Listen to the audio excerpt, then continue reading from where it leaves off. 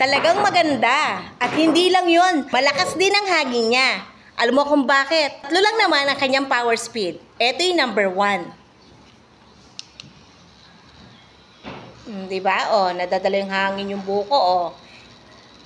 Ito naman yung number 2. At ito naman ang number 3.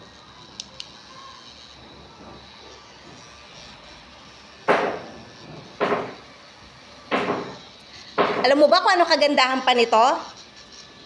Pwede mo siyang itayo sa harapan mo. O, diba? Hindi ka mangangalan na lagi mong hawak ang iyong turbo fan. O, ayan. Pwede mo pang paglagyan ng iyong phone at pwede ka nang manood ng K-drama. O, diba? Ang ganda. I-check out mo na! Ano pang hinihintay mo?